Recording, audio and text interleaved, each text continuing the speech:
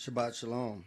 Our scripture reading for today is Psalm chapter 13, verses 3 through 6. Consider and hear me, O Yahweh my Elohim. Lighten my eyes, lest I sleep the sleep of death. Lest my enemies say, I have prevailed against him, and those that trouble me rejoice when I am moved. But I have trusted in thy mercy. My heart shall rejoice in thy salvation. I will sing unto Yahweh, because he has dealt bountifully with me. Shabbat Shalom, family. Our selection today, consider me.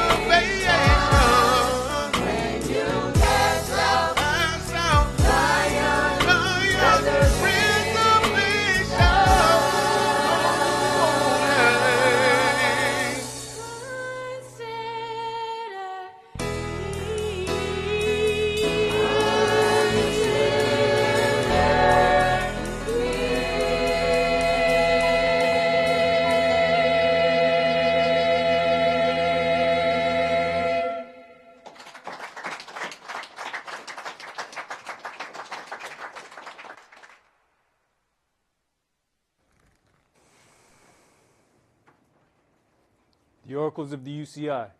1 Peter chapter 4, verses 7 through 11. But the end of all things is at hand. Be you therefore sober and watch unto prayer. And above all things have fervent love among yourselves, for love shall cover the multitude of sins. Use hospitality one to another without grudging. As every man has received the gift, even so minister the same one to another as good stewards of the manifold grace of Elohim. If any man speak, let him speak as the oracles of Elohim. If any man minister, let him do it as of the ability which Elohim gives, that Elohim in all things may be glorified through Yahshua the Mashiach, to whom be praise and dominion forever and ever. Amen. Ephesians chapter 4, verses 29 through chapter 5 and verse 4. Let no corrupt communication proceed out of your mouth, but that which is good to the use of edifying, that it may minister grace unto the hearers.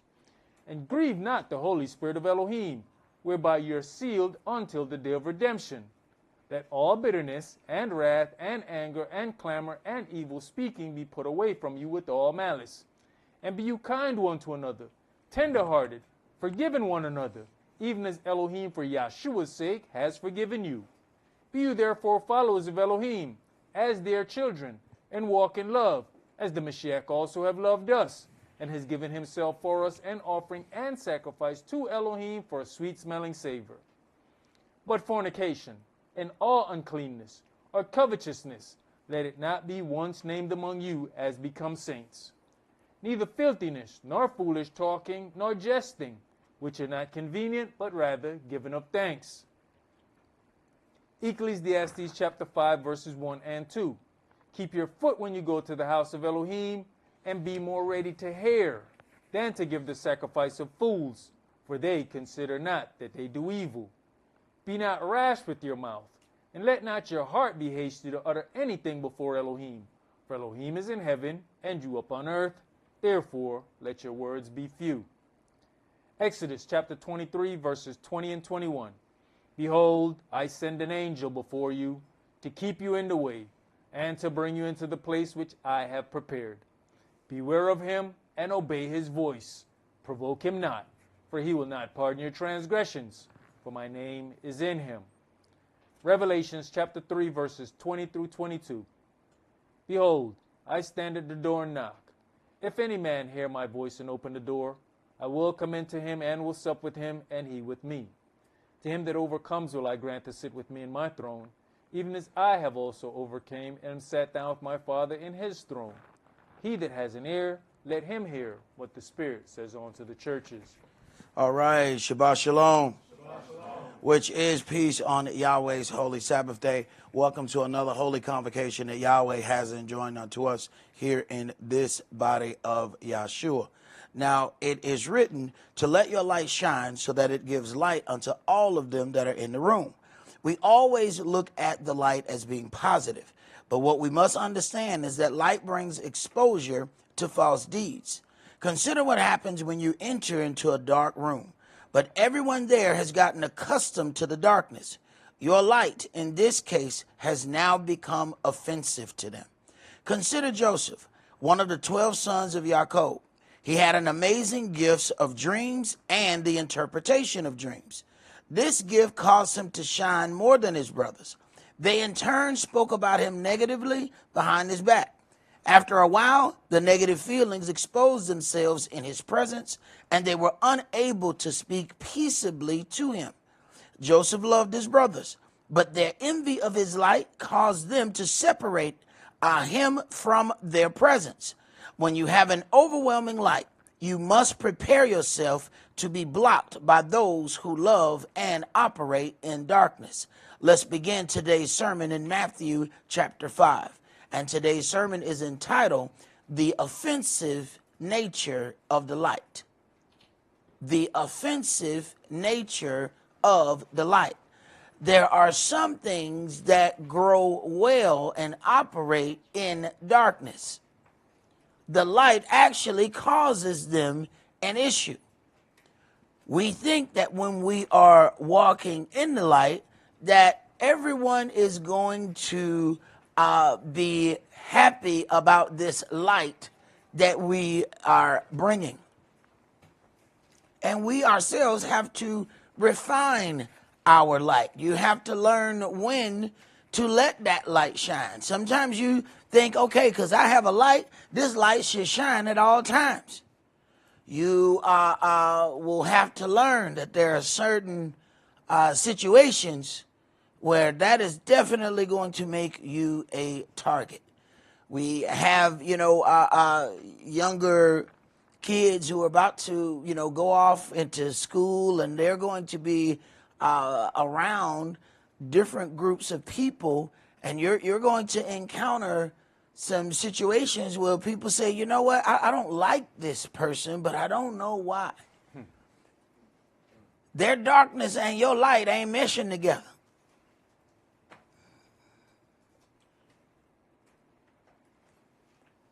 Then you try a little bit too hard to try and alter yourself to make darkness comfortable. When you alter your light, it's not to make darkness comfortable. It's so that you can get out of that spot alive.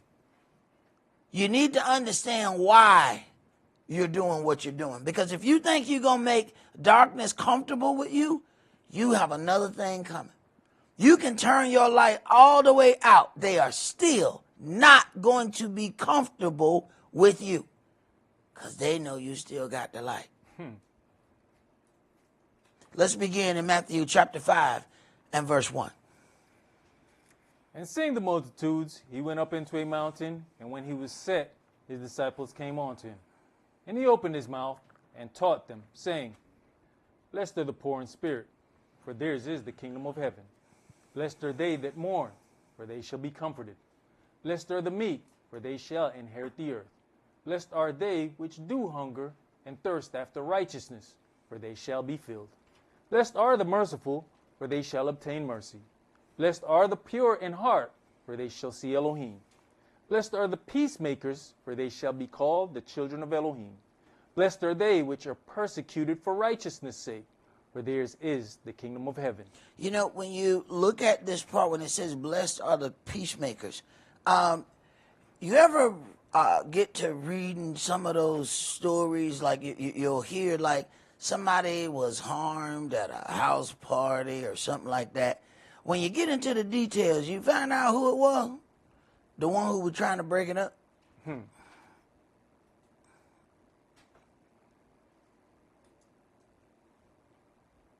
Go ahead. Blessed are you when men shall revile you and persecute you, and shall say all manner of evil against you falsely for my sake. Right, because there is a light there, and that light bothers them. And sometimes they're not aware that they are bothered by the light. They don't really know what it is. Now, some know exactly what it is. But there are some that are just confused. Go ahead. Rejoice and be exceeding glad, for great is your reward in heaven.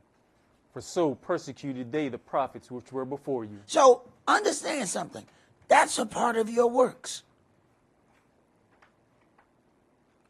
Having to endure the persecution. You have a lot of people that say, well, you know, I follow the congregation, but I'm in a different state. And you know, I want to contribute works. I want to do work. Oh, no. Oh, you doing them? You left your house? Oh. You walking in the word? Oh, you finna do some work. You don't know you working though. But isn't that the best work? See, people who really enjoy their the path that they've chosen, they choose a work that they like doing. So that when they go to work, every day in the work don't feel like work. When every minute, millisecond of your day feel like work, you working in the wrong place. Now, I got confused and I thought, you know, I must be in the wrong field. No. I was in the wrong field working. I needed to work at the field next door. See, sometimes you want to change the whole thing. That's not your problem. Your problem is where you are. Them people ain't good. Now, every moment of your work vexes you. No, there's a problem there. You're working in the wrong place. That place is not conducive for you to even enjoy what you enjoy. You will mess around and get confused and think you don't enjoy it. No, you just don't enjoy it with them. It took me 3 years of changing my whole occupation for me to realize I wasn't burnt out with what I did. It was where I was. But I had to be at the parking lot of Quick Trip with just 99 cents for that hot dog. And then I figured it out. You know what? This ain't gonna work, huh? I done changed everything. I done went from all the stuff that I know how to do, how I can make money. I know how to make it. And I changed my whole occupation because I was burnt out working with those individuals. And now I'm over here with this 99 cent Quick Trip hot dog, and I barely got this 99 cent. Said, no, this ain't gonna work. I know how to go make some money. That's when I realized I went somewhere else and didn't have that same issue. So be careful. Sometimes your feeling is right. You're just putting the feeling in the wrong direction. Go ahead. You are the salt of the earth. But if the salt have lost his savor, wherewith shall it be salted? It is henceforth good for nothing, but to be cast out and to be trodden under foot of men. You are the light of the world. A city that is set on an hill cannot be hid. Neither do men light a candle and put it under a bushel, but on a candlestick, and it gives light unto all that are in the house. Let your light so shine before men, that they may see your good works and glorify your Father which is in heaven. Now, at a good time, this is wonderful. It says Yahshua is the light, right? All right, but then they had to go hide Yahshua in Egypt. Okay, wait a minute. It was time. It may be time when you got to put that light on the bushel then. Wait a minute. He was the light. And he said, look, you don't customarily put your light under a bushel. But wait a minute. They were trying to kill the light. Wait a minute. Turn that light out. Turn that light out. They're trying to kill that light. It literally says he is the light. And it literally says they had to hide him. And the angel had to tell him, all right, now you can go, now bring him out the people dead.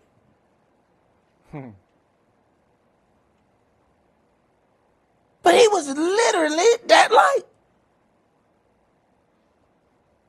And they wanted to kill him because he was that light. Okay, well, there's some things that we're going to have to get some understanding of. Let's go to Genesis chapter 1. You know, Elder Priest Mikael and I were talking this morning on the way here. I done told y'all about that. I was just playing. Go ahead, bro. And, you know, I was explaining to him that I finally came to this conclusion that, you know, it's not everything that you can share with people, because you've said it before, and everybody's not happy about your achievements. But we look at ourselves as a light, but don't understand that our children, our wives are also partaking in that light. So you might be talking to somebody about the accomplishments of your children, and they're like, oh, congratulations. But deep inside, they really don't care for it, because they're upset looking at their own children. And here you keep coming about the achievements of your children, till one day they lash out and you sitting there like, wait a minute, I got to examine some things. Right. It's not every achievement with myself and my children that I can share with people. Right. You got to understand, people want to have withdrawals without making deposits. These people don't spend anything into developing something. And they're fine with that until you come across with your achievements. See, now you have shed light on what they are not doing. So you can have two people work at the same place, but all of a sudden, these folks got an issue with one guy. Why you got an issue with this guy? And he always popping up with something new. Wait a minute. Y'all make the same money. Why you got a problem with him? Oh, because you go to happy hour every other day. No. Y'all make the same money. See? Now you want to get mad at him because he done pulled up in the Batman wagon. No, he can afford the Batman wagon because he is not at happy hour every other day. See, we don't examine that and start adding it up. Happy hour on Monday, happy hour on Tuesday, happy hour on Wednesday. Wait a minute, bro. Are you adding up how much this costs? You paid for 2 Batman wagons. And you drunk all your Batman wagon away. Now you want to be mad at the man who don't have those vices that you have. Now he drives the Batman wagon and now you got a problem with him. But you working right beside him. Every time you get a raise, he got a raise. Y'all make the same amount of money. Why you mad at him? But they want to keep drinking their drink, though. You understand? So they can't stop drinking they drink, so they want to get mad at him. I mean, he could have got a Camry. Why you gotta get a Camry if he can afford a Batman wagon? So he want that one that he punched that button and the door opened by itself? He want that one. He want that one. And then you punch the button again and the door closed? He want that one. Well, if he didn't spend all his money at happy hour, why can't he get it? Why can't he get it? Okay. So now he can't get it because he going to offend somebody else. But they offended because of what they can't do because of some choices they've made. Not because they ain't make enough money. They make the same money. Okay. Go ahead, Bree. Genesis chapter 1 and verse 1. In the beginning Elohim created the heaven and the earth was without form and void, and darkness was upon the face of the deep, and the Spirit of Elohim moved upon the face of the waters. You got to understand now, we consider this one way. But the darkness and nothing moving, I don't know how we put that in our head, but that's peace. The light is about to disrupt this peace. Keep reading. And Elohim said, let there be light. And there was light. Now watch all the things that happen after light comes in. Keep going. And Elohim saw the light. That it was good. And Elohim divided the light from the darkness. There was no division before light. There was no division. Everything was peaceful. Everybody together. Light has come in. Now there is division. Now people have to assess themselves whether or not they are of the light or whether or not they are of darkness. They never had to do that before light came into this picture. Keep reading. And Elohim called the light day. And the darkness he called night. Wait a minute. Now we got names for this? Now we got names for this? We didn't have no names before. Everybody was dark. Everybody was calm. Everything's peaceful. Now light done came in. Now this person got a name. This person got a name. This person got an area. This person got an area. It was peaceful in darkness. Keep reading. And the evening and the morning were the first day. Oh, man. All right, wait a minute. We got too much going on right now. We got too much going on now. Keep reading. And Elohim said, let there be a firmament in the midst of the waters, and let it divide the waters from the waters. Man, all these changes happened. These changes, we didn't have these problems, man. It was calm. It was calm in darkness, man. Light done came in here, and look at what light doing. Keep reading, man. A lot of division. Uh-huh. And Elohim made the firmament and divided the waters which were under the firmament from the waters which were above the firmament. And it was so. And Elohim called the firmament heaven, and the evening and the morning were the second day. More division. More division, right? Oh, man, this light is disruptive. Now, Yahweh said, let your light shine. Wait a minute, man, this light is causing disruption. Okay, keep reading. And Elohim said, let the waters under the heaven be gathered together onto one place, and let the dry land appear, and it was so. Man, come on, man. You see how much change is happening here? See, that one line before, there was darkness all over, and then here comes this light. Go ahead.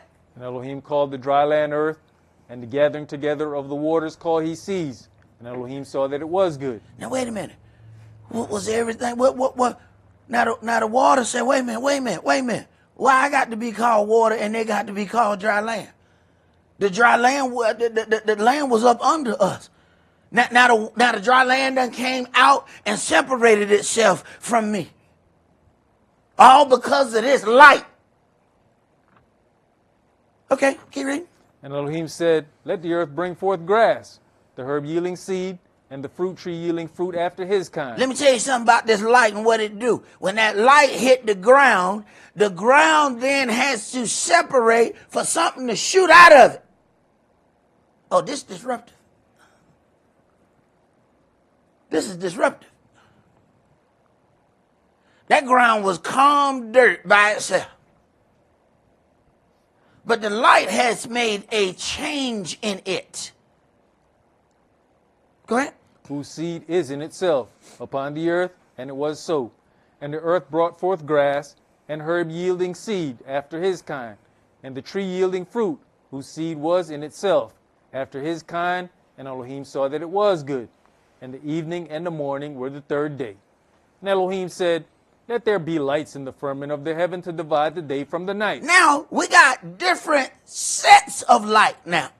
Now, light has a classification. Are you a daylight or a night light? Wait a minute. See, we just want to say it's light. If it's light, it's light. Wait a minute. Some people meant to light up the night, and other people meant to light up the day. What kind of light are you? Okay, go ahead, priest. And let them be for signs and for seasons and for days and What years. sign or season are you bringing forth in the earth? Okay, go ahead.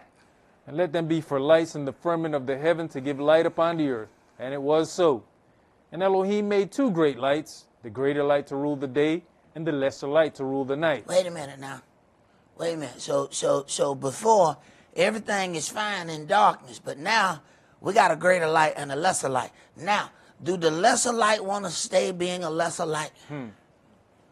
Do the lesser light believe that it should have been a greater light?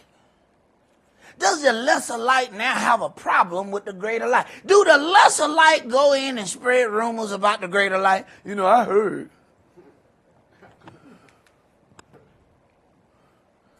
I ain't the one to gossip, so you ain't heard it from me. But what I'm saying is, wait a minute.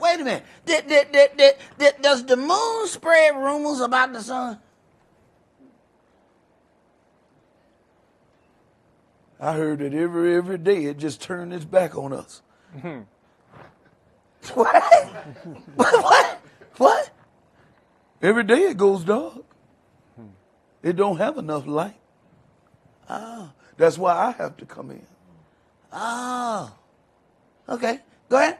He made the stars also. And Elohim set them in the firmament of the heaven to give light upon the earth, and to rule over the day and over the night, and to divide the light from the darkness. And Elohim saw that it was good. All right, and to separate. So then there's a separation in light. When we consider light, we just put all light in one classification and think that that is what it is. Yet when we read this creation, that is not what we see. We see all these variations of light. They differ in glory. Okay, let's go to Exodus chapter 3.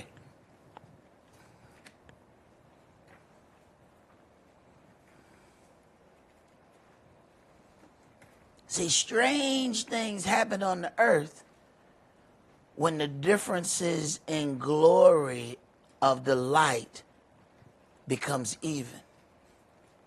See, when it starts talking about judgment on the earth, they say it's going to be a clear day. It ain't going to be day nor night. What happened? Something's happening with the light. The balance is upset. Because one thing we know, light and darkness cannot occupy the same space at the same time. One of them has to leave. And sometimes we go running after darkness. Now, darkness, come back! Darkness, where you going? Darkness, I miss you. But the closer you get to darkness, the faster darkness flees from you. And you keep thinking something is wrong. That's what darkness does when light enters the room. It must flee. Go ahead, Bree. Exodus chapter 3, we're going to read verses 1 through 15. Now Moshe kept the flock of Jethro his father-in-law, the priest of Midian. And he led the flock to the backside of the desert, and came to the mountain of Elohim, even to Horeb. And the angel of Yahweh appeared unto him in a flame of fire out of the midst of a bush. And he looked, and behold, the bush burnt with fire, and the bush was not consumed. And Moshe said, I'll now turn aside, and see this great sight, why the bush is not burnt. And when Yahweh saw that he turned aside to see, Elohim called unto him out of the midst of the bush, and said, Moshe, Moshe. And he said, Here am I. And he said, Draw not near hither. Now, Yahweh gives him something to get his attention. Then when he gets his attention, he tells him, hey, don't come over here. Wait a minute. You're going to show me a bush that's on fire, but it ain't burning. So I come look at it. Then tell me, don't come over here. Why? Because you ain't quite right. Adjust yourself before you come toward this light. We let people walk up in our light any old kind of way. You ain't ask them to adjust nothing. Matter of fact, you adjusting you.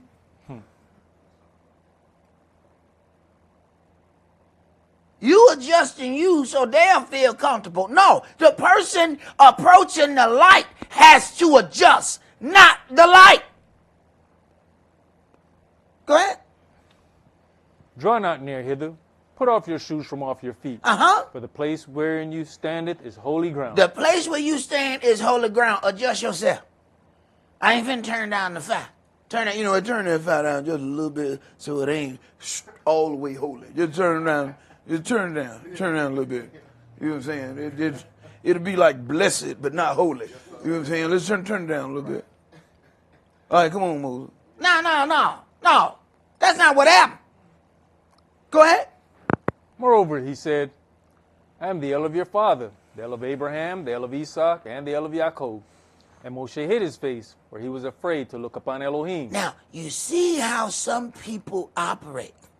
Here it is. In the beginning, he's hiding his face. Yahweh is giving him an enormous vision here. But he is scared to show his face to a power that powerful. Now, as he has humbled himself, consider the power that he's going to be given. See, some people don't receive things in the end because they didn't deal with some things right in the beginning. All right, keep reading. And Yahweh said, I have surely seen the affliction of my people which are in Egypt, and have heard their cry by reason of their taskmasters, for I know their sorrows.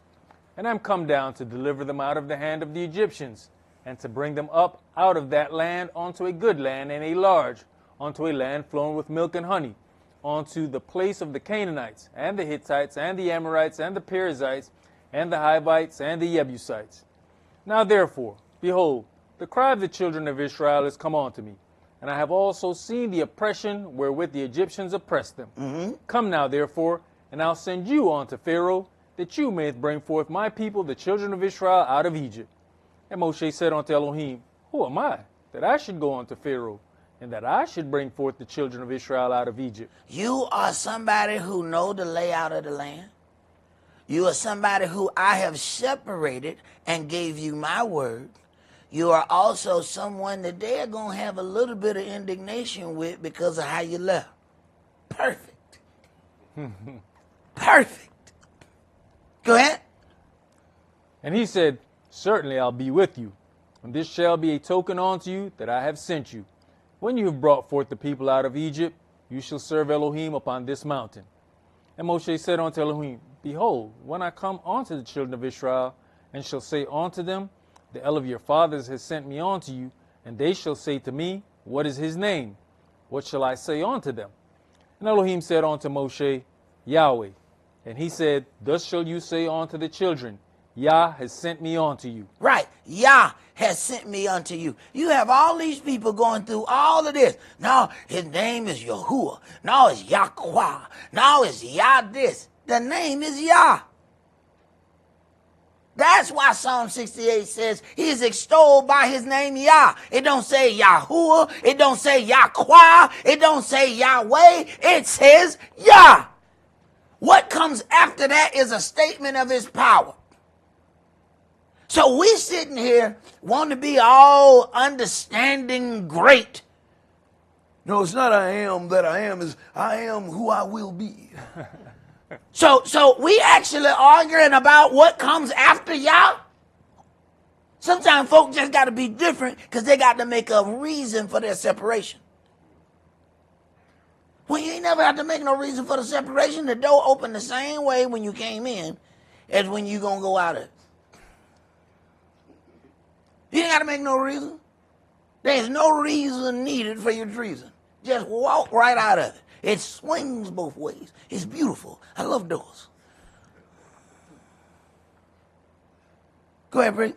And Elohim said moreover unto Moshe, Thus shall you say unto the children of Israel, Yahweh, El of your fathers, the El of Abraham, the El of Esaac, and the El of Jacob has sent me unto you. This is my name forever. This is my name forever.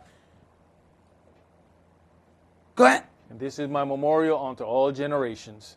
All right. Let's go to Exodus chapter 34.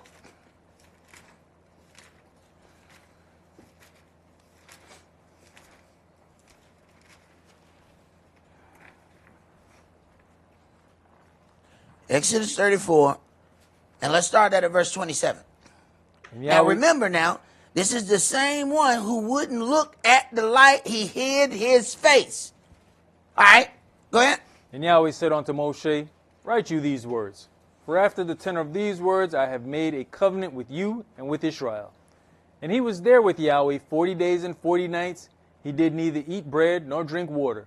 And he wrote upon the tables the words of the covenant, the 10 commandments. The very same thing that happened with Yahshua. He fasted 40 days and 40 nights. Because he is in the presence of the Spirit, he does not need the nourishment that comes from the flesh. Go ahead. And it came to pass, when Moshe came down from Mount Sinai with the 2 tables of testimony in Moshe's hand, when he came down from the mount, that Moshe knew not that the skin of his face shone while he talked with Elohim. He was among such great light that he didn't recognize that he was turning into light. When did he realize that his light was bright? When he started going around darkness. He didn't realize it the whole time he with Yahweh. See, this is what gets us confused. We're around other light, so we don't think we got one. Then you go amongst darkness, and you can't figure out why they are repelled by you. So now you think something wrong with you. Because you don't even know that your light exists because you've been around other people who have light. Now you're trying to fix what ain't broke. Go ahead. And when they ran and all the children of Israel saw Moshe, behold, the skin of his face shone, and they were afraid to come near him. They were offended by his light. What did it? Did Moshe come down and start throwing the tables at him? No, they like, nah, bro, we're not, hey, don't come near us, man. They are afraid to be near him. You have to understand now, people deal with fear differently.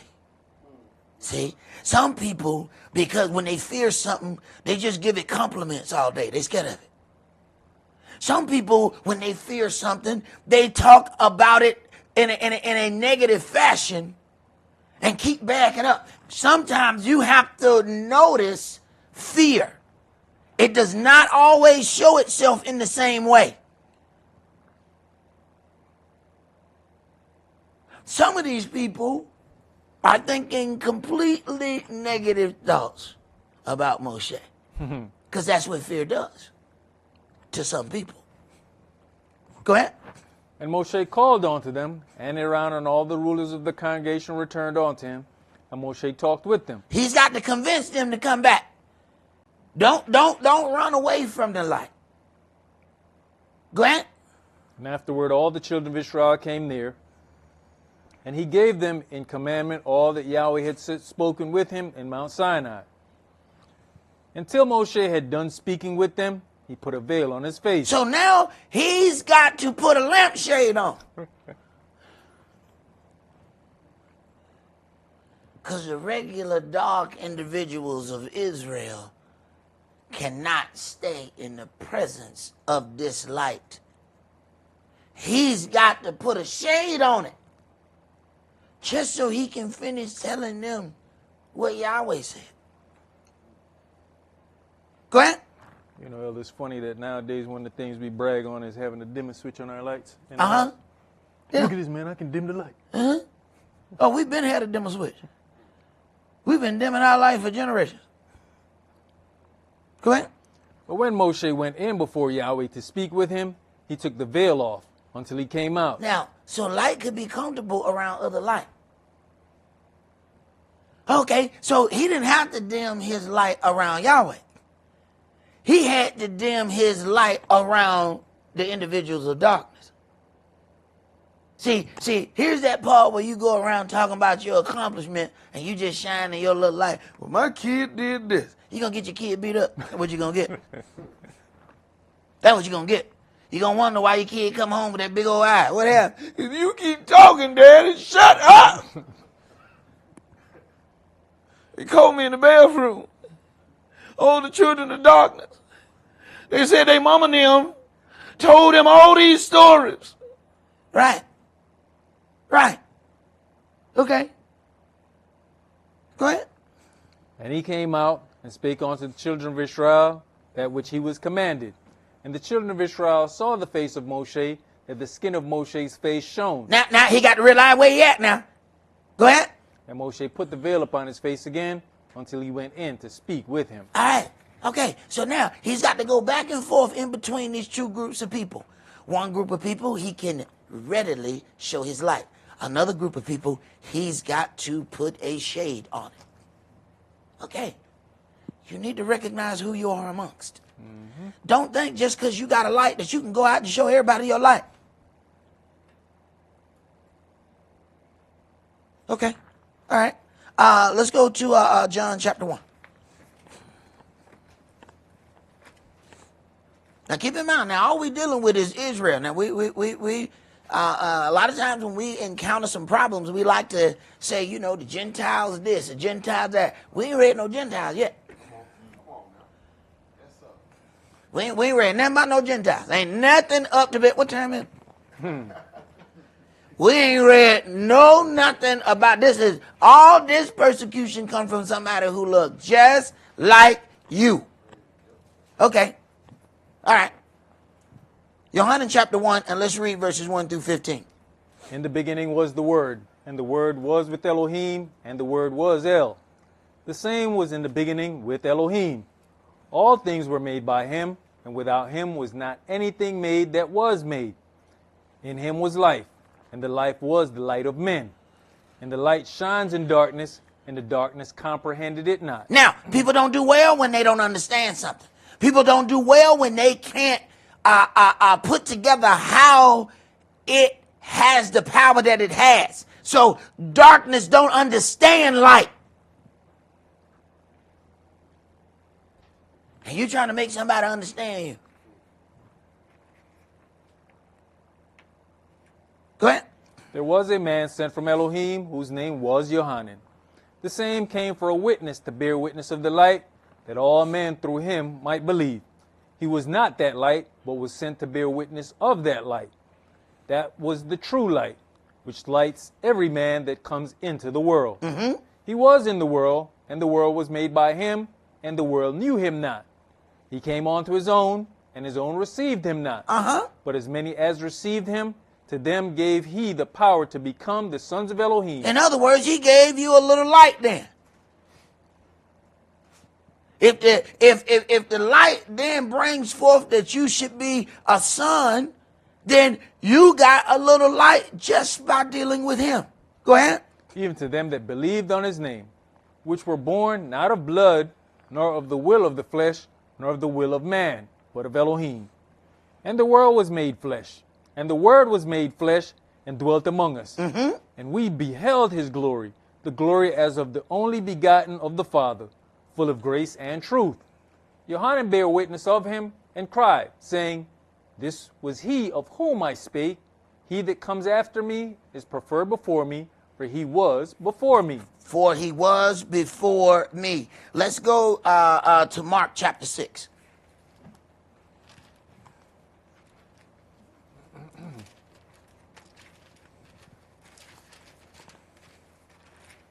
Darkness can't figure light out. Darkness want to know why all these things be changing around you. What is all this productivity? Like Priest Kid said, your children and your wives are an extension of your life.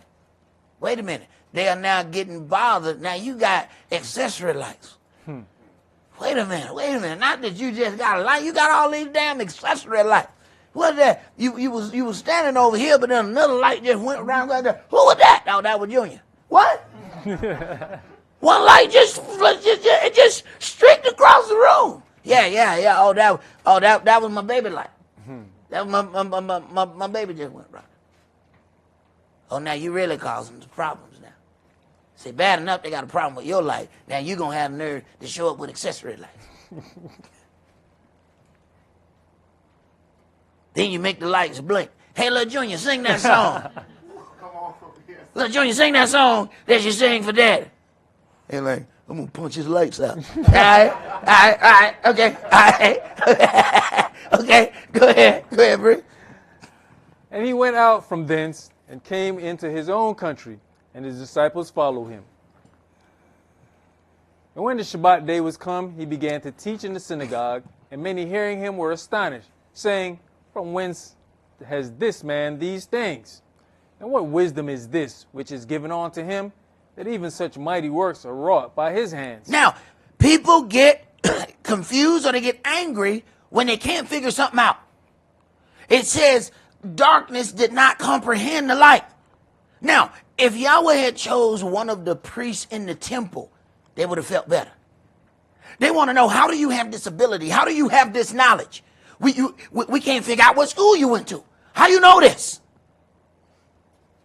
See, whenever you accomplish more than people have allotted for you, they have allocated this much stuff for you.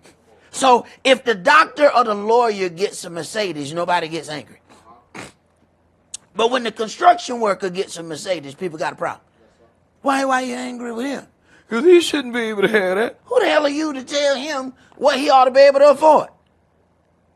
He's been working hard at his business. He has grown his business. But no, in their mind, they have allocated the construction worker is only going to go this high. And whenever he exceeds the ability that they have placed for him, now they have hatred of him. But wait a minute, it was a guy standing right next to him in the Benz. You didn't have a problem. No, but that was a lawyer. That was different. Oh, so you allow him to have it, but the guy beside him is not allowed to have that. Oh, interesting. This is why they're offended in him. They can't figure out how he does what he does. And when they can't figure out how it was done, see, when the Spirit works things in you, people can't figure out how you did it. There are other people who had the same abilities and the situations that you, but they didn't accomplish what you accomplished. Now you have lesser lights around you, and they're beginning to get angry. They want to know, well, why didn't this happen for me? Why didn't this happen for the other man down the street? What is happening here? How were you able to do this? They are angry because they cannot comprehend it. But see, how you deal with something in the beginning affects your ending. Moshe was afraid to look at the light. In turn, Moshe became the light. When I entered this word, you have a lot of people who they're walking the word as long as they got a spouse walking to them. As long as they have honey boo boo right over to the side, they're walking the word. I got in this word. The wife of my youth was Princess Christianity. So Princess Christianity said, "Look down there. Wait a minute. We didn't discuss this." I said, "Look, I'm sorry. I didn't know that I was gonna change, my walk. But it is what it is. I can't walk back. Although I love you, if we got to part ways, I completely understand. If I'd have known I was going to change my religion, I would have never married you." And she said the same thing. So I walked by myself for 3 years thinking that nothing was going to come of that. But I was willing to walk by myself. Yahweh made sure I ain't never going to walk by myself again. And I'm going to leave that right there. Now, go ahead and read that right there. Verse go 3. ahead, whatever hell you at, read it. Verse I 3. don't care if you got the dictionary open. Read the dictionary. Is not this the carpenter, the son of Miriam, the brother of Jacob and Joses, and of Yehuda, and Simeon, and are not his sisters here with us? And they were offended at him. But Yahshua said unto them, A prophet is not without honor, but in his own country and among his own kin and in his own house. Mm-hmm. And he could there do no mighty work. He can't do no mighty work because they have already fixated their mind on the level that he should be at. They have decided that he should not be above this. That's why some people have to get out from among individuals that they know, because they have already placed a level on you. You will never be more than this to them. Go ahead. Save that he laid his hands upon a few sick folk and healed them. And he marveled because of their unbelief, and he went round about the villages teaching. And he called unto him the 12, and began to send them forth by 2 and 2, and gave them power over unclean spirits. All right. Now, this gives a perfect opportunity. All right. They already have an issue with Yahshua, but they realize that Yahshua has the gift. All right. Send these out, though, without Yahshua. Now they get an opportunity to feel a little hatred for themselves. See, Yahweh got to toughen you up. See, you come in all sensitive. See, you're so sensitive. You got that extra H in there. Where does that H come from? You're sensitive. See, what he got to do is take that H out of there. You're just so sensitive. So he got to work on you a little bit. I tell you what, go out there by yourself. No. Don't go out with the master, because then you're going to have protection with the master. I need you to go out there by yourself. See, I'm going to work on some of this sensitiveness. Go ahead. And commanded them that they should take nothing for their journey, save a staff only. No scrip, no bread, no money in their purse. Mm-hmm. But he shod them with sandals and not put on 2 coats. I don't want you to be prepared. I need you to be unprepared. We would say, what kind of journey is this? What kind of journey? Who goes out on a journey and go unprepared? Is that you? I want you to go on this journey unprepared. Why? So I can show you that I got you. And I need you to send you out without the master, because instead of counting on me, you're going to count on him. Go ahead. And he said unto them, In what place soever you enter into an house, there abide till you depart from that place. And whosoever shall not receive you, nor hear you, when you depart thence, shake off the dust under your feet for a testimony against them. Verily I say unto you, it shall be more tolerable for Sodom and Gomorrah in the days of judgment than for that city. And they went out and preached that men should repent. And they cast out many devils, and anointed with oil many that were sick, and healed them. All right. It says they went out and preached that men should repent. Let me tell you, those that don't want to repent have to separate themselves from you. Let's go to John chapter 3.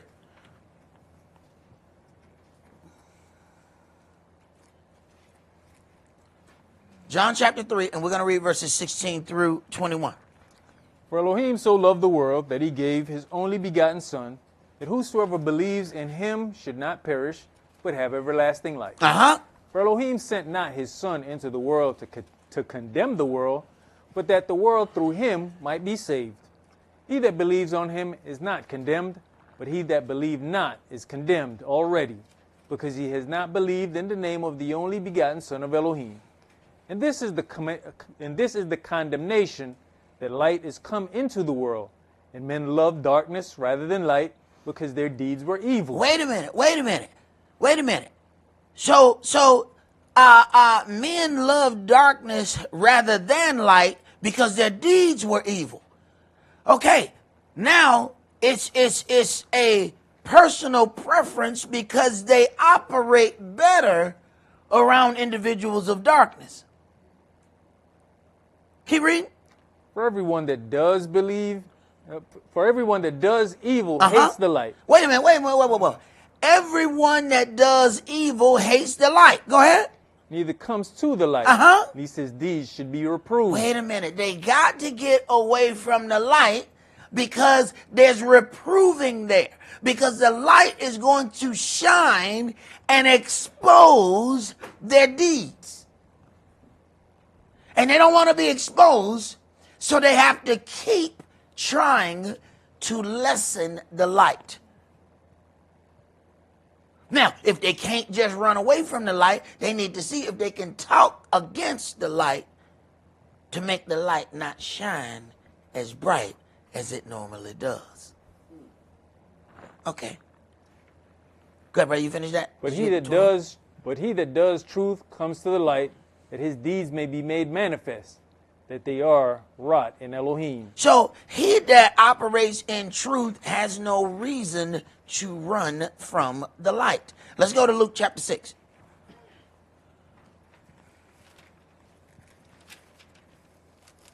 See, this is that part where you have an individual who says all manner of things against one person, and you say, you know what? I've known this individual for years, and I ain't never known nothing like that to happen. So this stuff only happened to you, and it's been happening to you for years. But I've known the individual for years. Not only has it not happened to me, but it ain't happened to nobody else I know. Just you. That's peculiar. Right. Luke chapter 6, and let's start that at verse 1.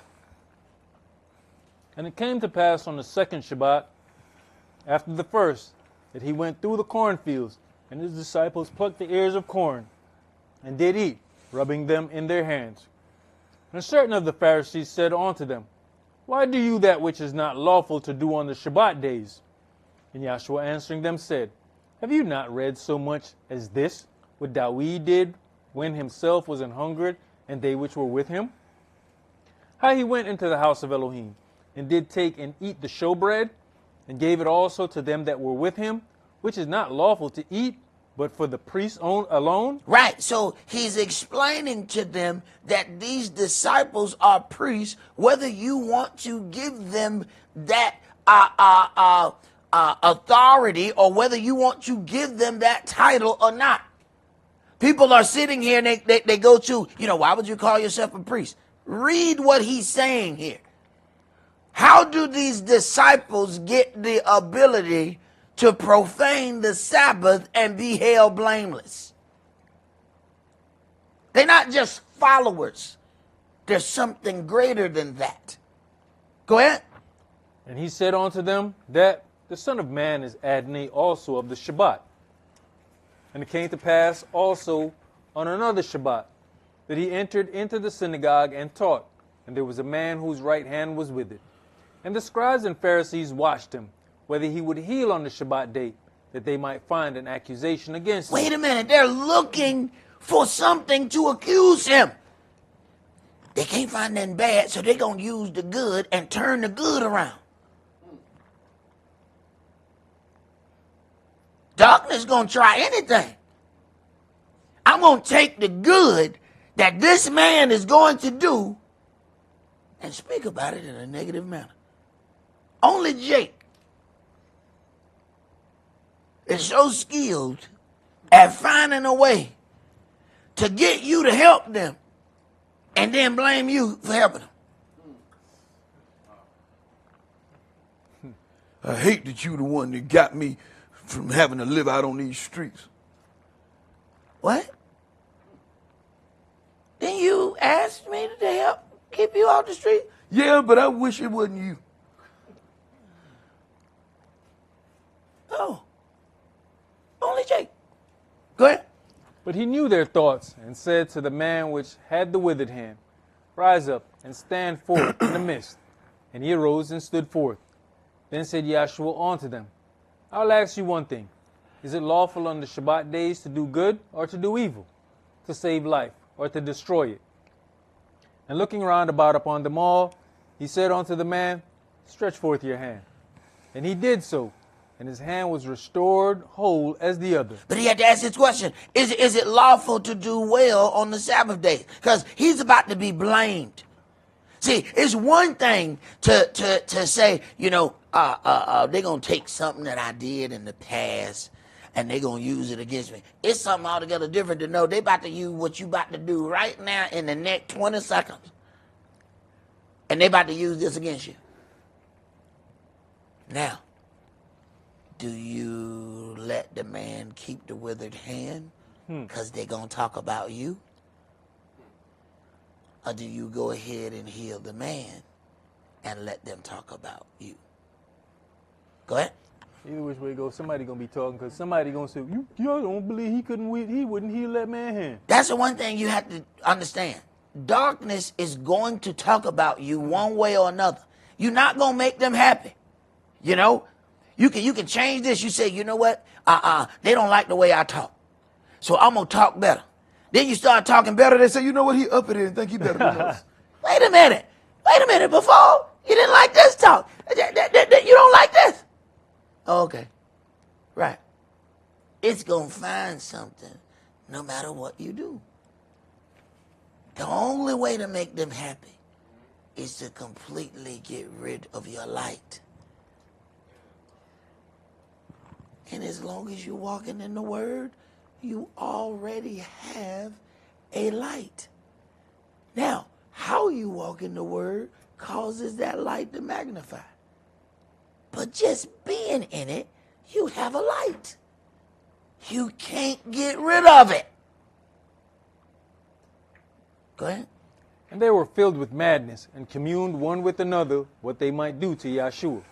And it came to pass in those days that he went out into a mountain to pray, and continued all night in prayer to Elohim. And when it was day, he called unto his disciples, and of them he chose 12, whom also he named apostles, Simeon, who he also named Peter, and Andrew his brother, Jacob and Johanan, Philip and Bartholomew, Matthew and Thomas, Jacob the son of Alphaeus, and Simeon called Zelotes, and Yehudas the brother of Jacob, and Yehudas Iscariot, which also was the traitor.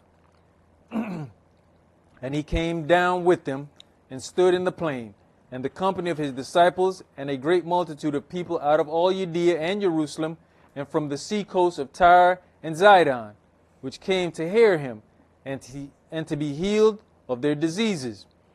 And they that were vexed with unclean spirits, and they were healed.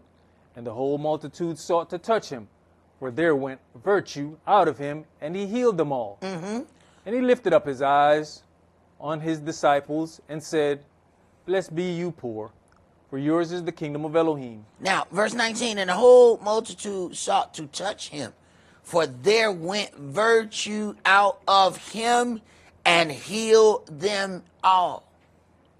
Do you even know that there's something in you?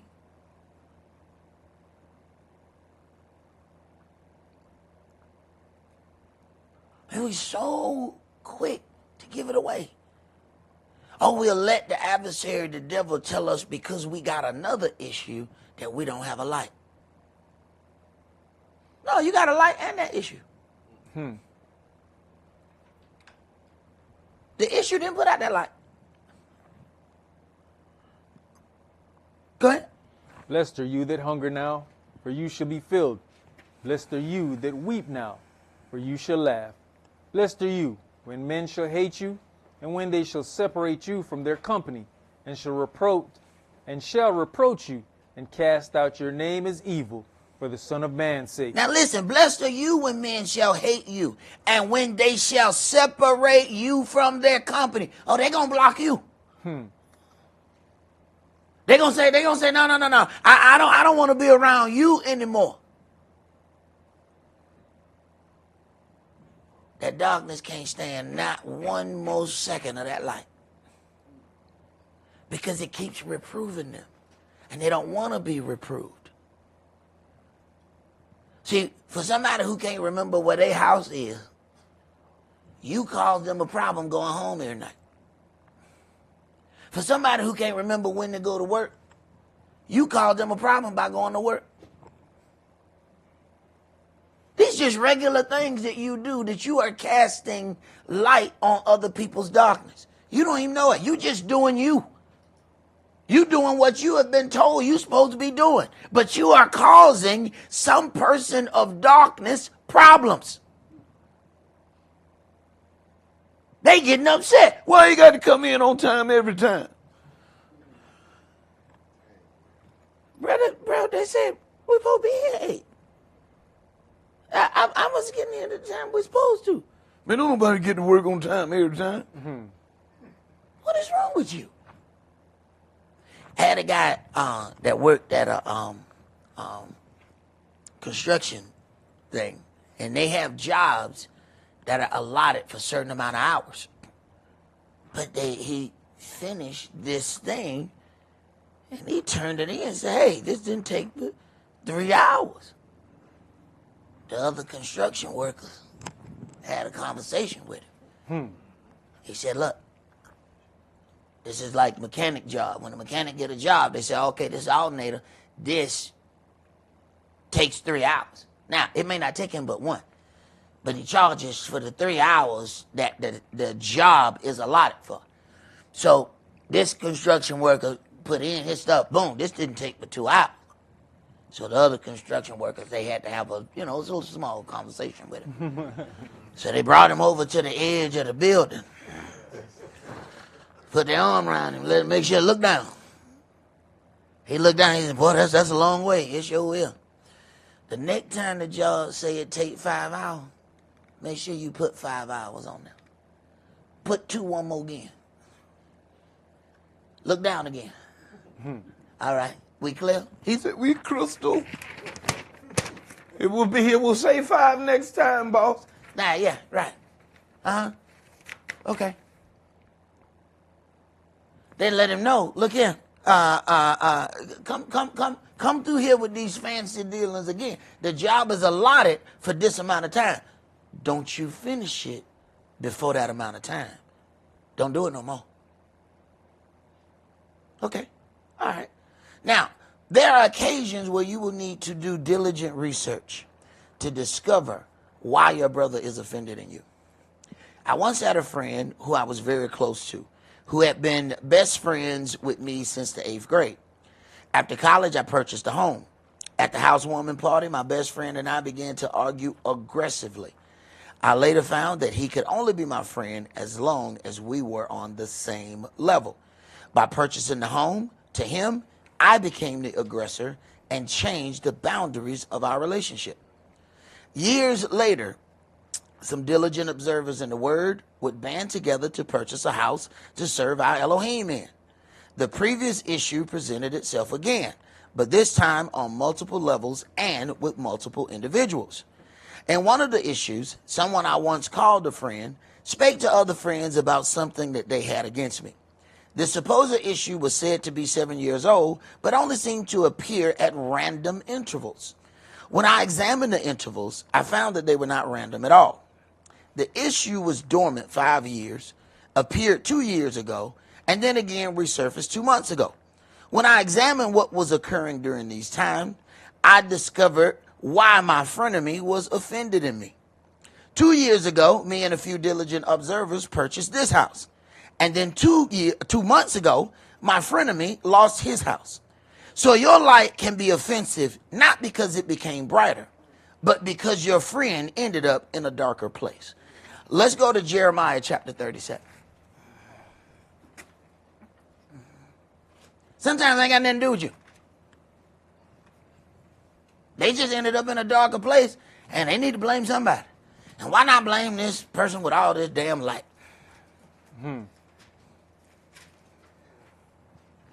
Jeremiah chapter 37. Let's start that at verse 1. And King Zedekiah the son of Josiah reigned instead of Coniah the son of Jehoiakim, whom Nebuchadrezzar, king of Babylon, made king in the land of Yehudah. But neither he, nor his servants, nor the people of the land did hearken unto the words of Yahweh, which he spake by the prophet Jeremiah. And Zedekiah the king sent Yechal, the son of Shelemiah, and Zephaniah, the son of Maaseiah, the priest of the prophet Jeremiah, saying, Pray now unto Yahweh our Elohim for us. Now Jeremiah came in and went out among the people, for they had not put him into prison. Then Pharaoh's army was come forth out of Egypt, and when the Chaldeans that besieged Jerusalem heard tidings of them, they departed from Jerusalem. Then came the word of Yahweh unto the prophet Jeremiah, saying, Thus says Yahweh, the El of Israel, Thus shall you say to the king of Yehudah, that sent you on to me to inquire of me, Behold, Pharaoh's army, which is come forth to help you, shall return to Egypt into their own land. And the Chaldeans shall come again, and fight against this city, and take it, and burn it with fire. You know, it's a very difficult place to say something that you know somebody is going to be offended by. But it is the word that Yahweh gave to you. We have to decide whether or not we're going to please people or whether or not we're going to please our Elohim. Which one are you aiming to please? Because you're going to sooner or later get to that fork in the road where you're not going to be able to please both. And you're going to have to make a decision. Go ahead.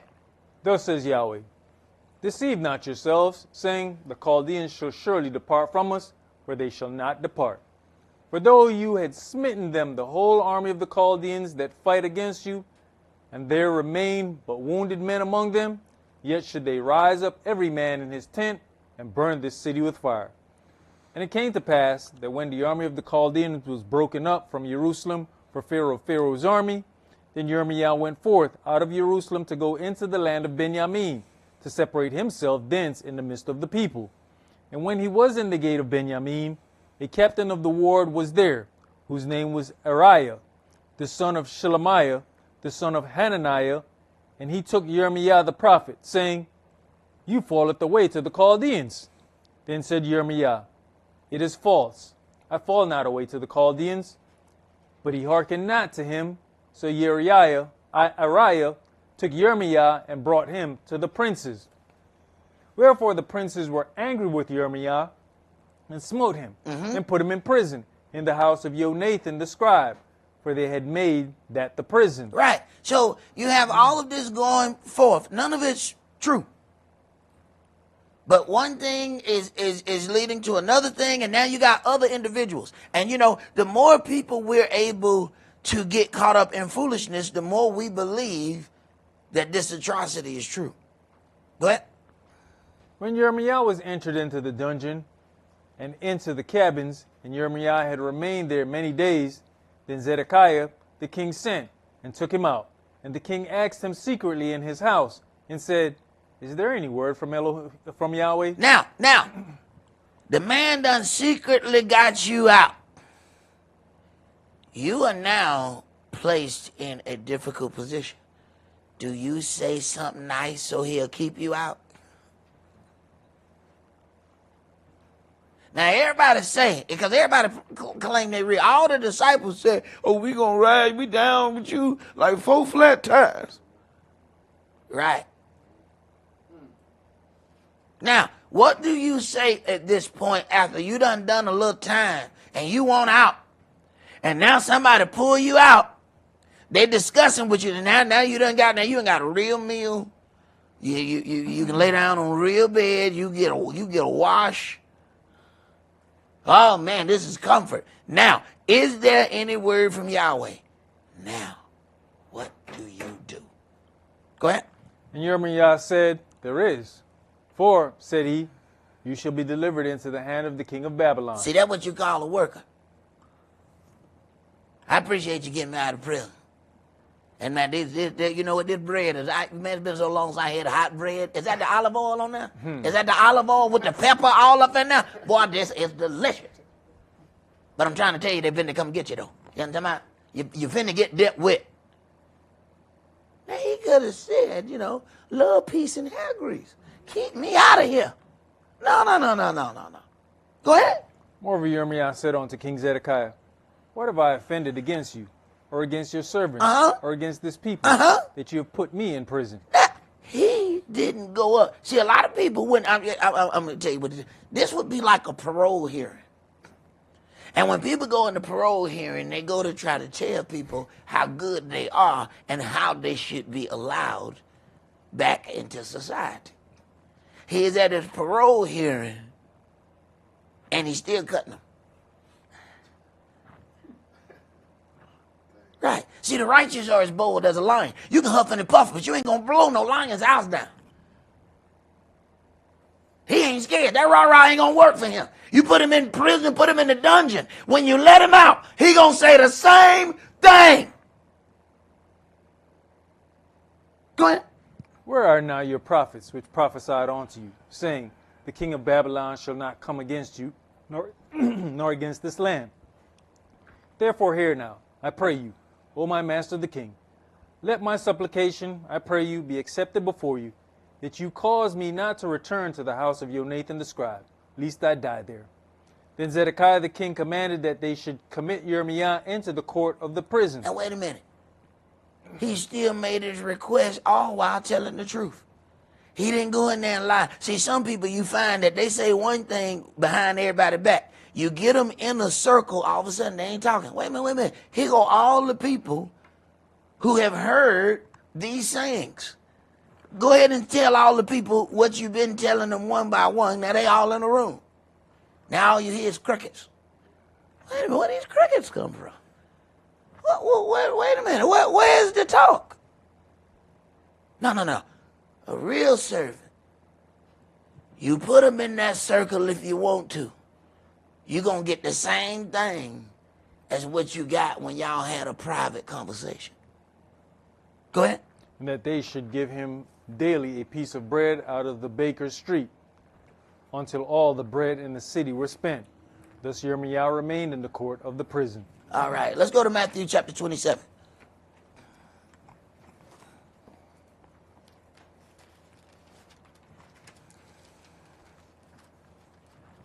Matthew 27, and let's start at verse 15.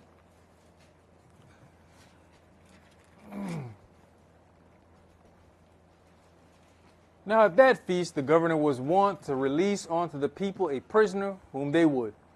And they had then a notable prisoner called Barabbas. Therefore, when they were gathered together, Pilate said unto them, whom will you that I release unto you, Barabbas or Yeshua, which is called the Mashiach? For he knew that for envy they had delivered him. For envy they had delivered him.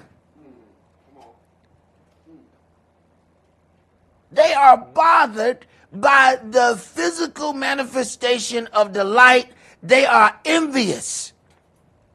They can't do what he do.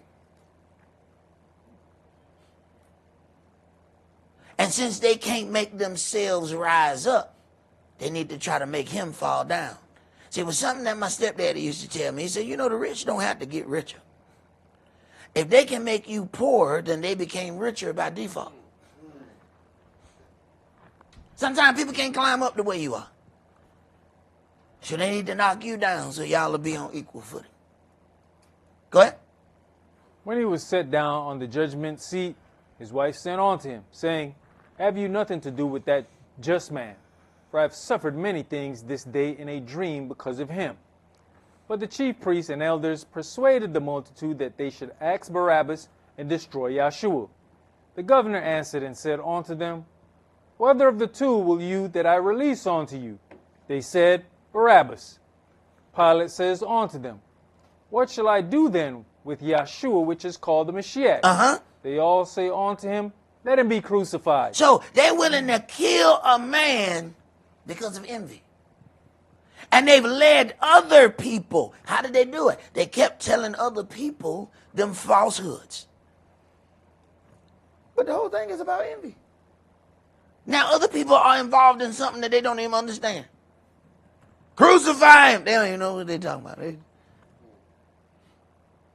But they respect that these individuals are telling the truth. Go ahead. And the governor said, why? What evil has he done? It's different when the Gentiles trying to keep a Jew from being killed, but the Jews saying kill him. The Gentiles confused. But I don't understand. What did Pookie do? Go ahead. But they cried out the more, saying, let him be crucified. When Pilate saw that he could prevail nothing, but that rather a tumult was made, he took water and washed his hands before the multitude, saying, I am innocent of the blood of this just person. See you to it. Now, there's some times that you're going to need to do that. That people are pushing you to do some things and you are not knowing that you are playing a part. You're going to have to step aside and say, I'm washing my hands of this. You trying to force my hand in something that I have no part of. But what we do is go along silently. You go along silently, then you have agreed. Learn when to open your mouth. Go ahead.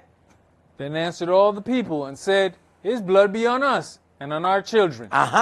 Then released he Barabbas unto them, and when he had scourged Yahshua, he delivered him to be crucified.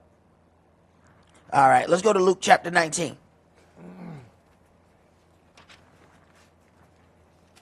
See, these people wasn't just talking. They was making sure that it is known, hey, I do not agree with this.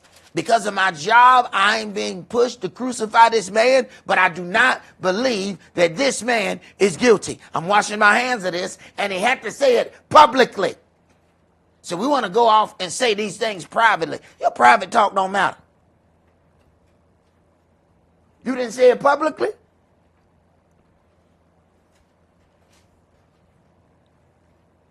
Then as far as Yahweh is concerned, you part of the persecution.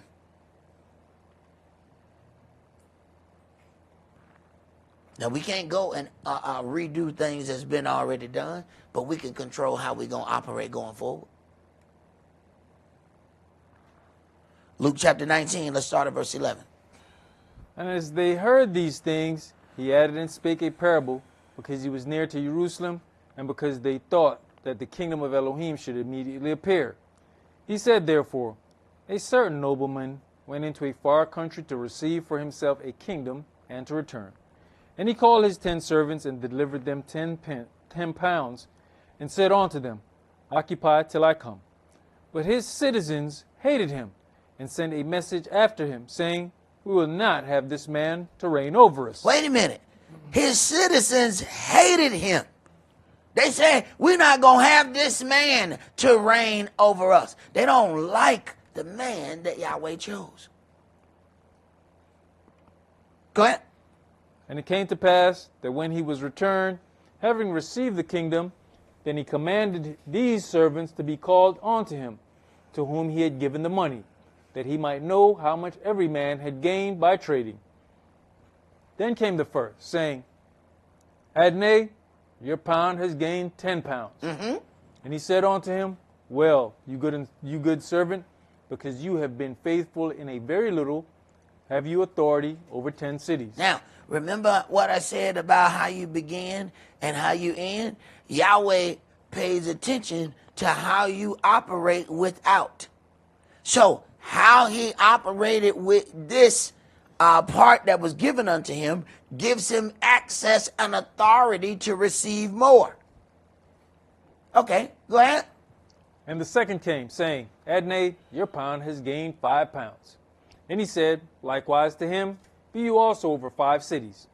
And another came, saying, Adonai, behold, here is your pound, which I have kept laid up in a napkin. And I feared you, because you are an austere man. You taketh up that which you laid not down, and reapeth that you did not sow. Now, you realize all the words come from the person who have no gain, right? The person who has no gain is the one who talking the most. Why don't you just produce what you've gained? They can't because they ain't gained nothing. See? Now, what is the fear about? See, when a person know that they have vices, they can't sit there and trade and do business with Yahshua money. They got to separate his money from theirs because they know they don't deal with their money right.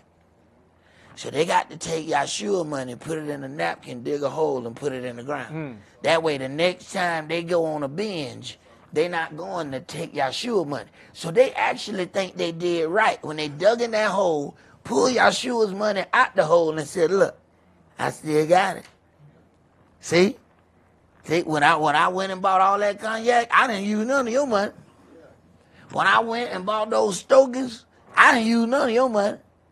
When I went and bought that wacky tobacco, you know the funny kind, the left-handed kind. You know that kind? I didn't use none of your money. Here go your money right here. And actually think they did Elohim a service. But they were scared because they know the way they handled their own money, that they knew they wasn't going to handle his right. So they hid it. Go ahead. And he says unto him, out of your own mouth will I judge you, you wicked servant. You know that I was an austere man, taking up that I laid not down, and reaping that I did not sow. Wherefore then gaveth you not you my money into the bank, that at my coming I might have required mine own with interest. No, because I owe the bank money. I can't put your money in the bank. I owe them people. See? And see, when you owe them people, you can't open up no account. When they say, see, when you owe them people and they say, you owe us $500 and then you come in with $100, they say, all right, so now you just owe us $400. What? But that wasn't even my money. Hey, see you to that. That ain't got nothing to do with us. You brought us $100. You owe us $500. Now you owe us $400. Go tell that to your master. Okay. They can't take it to the bank. When you get in one of those fraud schemes and you get caught up, there's always some brother saying, look, I'm going to write you a check. Right? Uh-oh. This is that. Uh-oh. You ain't going to be able to get a bank account for the next 10 years. Listen to them fools if you want. Go ahead, listen to them if you want to. Let them go ahead and put that check in your name, and then you sign and say, well, you going to get this much, and I'm going to get this much. The problem is, all the stuff went in your name. You will not be able to get a bank account. So when the master said, why didn't you just put my money in the bank? But y'all sure I had did this scam thing. I can't open an account for 12 years. Right. Go ahead. And he said unto them that stood by, take from him the pound, and give it to him that has 10 pounds. And they said unto him, oh, now you got indignation. Wait a minute. You gonna take, he already got enough. You gonna make his light brighter? Yeah, but he's shown that he can deal with more. You have shown that you can't deal with anything. Go ahead. And they said unto him, Adnai, he has 10 pounds. For I say unto you, that unto everyone which has shall be given, and for him that has not, even that he has shall be taken away from him. Even that he has shall be taken away from him. Why? Because he didn't handle it right. Let's go to 1 Samuel chapter 8.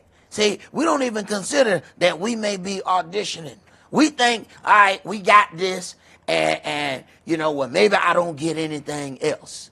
All right, but at least I got this. No. This is an auction. Is an audition. You don't handle that right, you gonna lose that and the something else that he was gonna give you.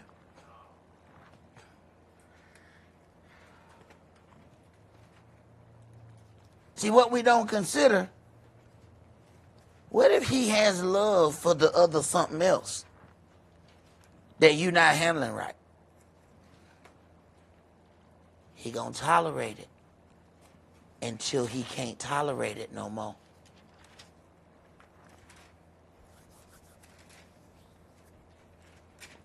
First Samuel chapter 8.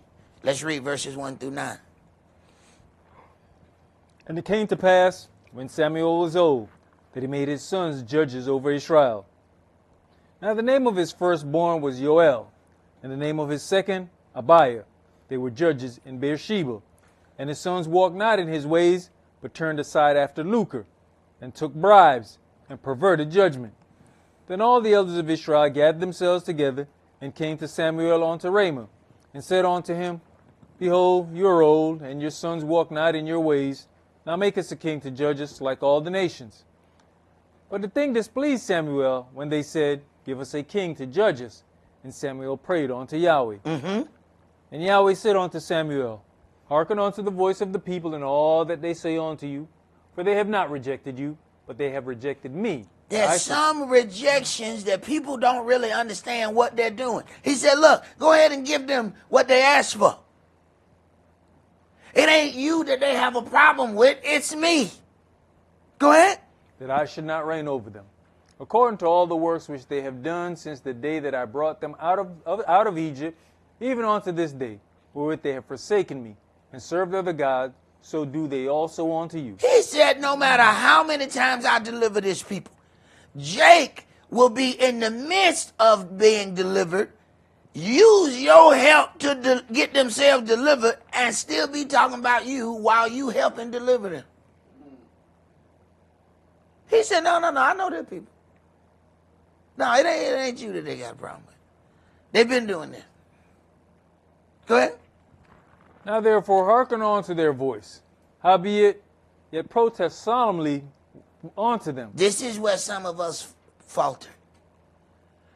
You're doing what someone asks, but you're not protesting.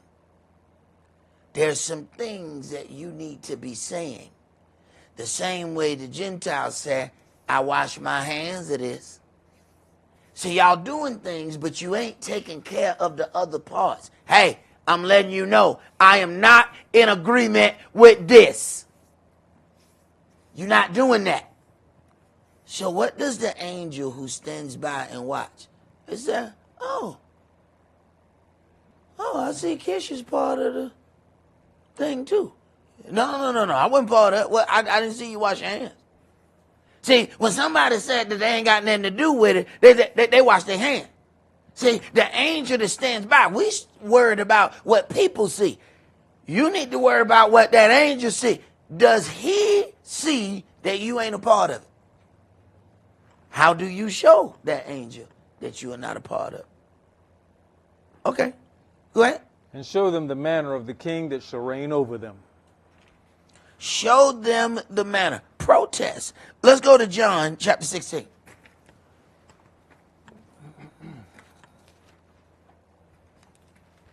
But he said, give them what they asked for. Now go ahead and hearken unto them. And sometimes we will see that we got something and believe that Yahweh must be on that person's side or even on our side because we got what we asked for. But you know, this doesn't go right if the protest solemnly is not done.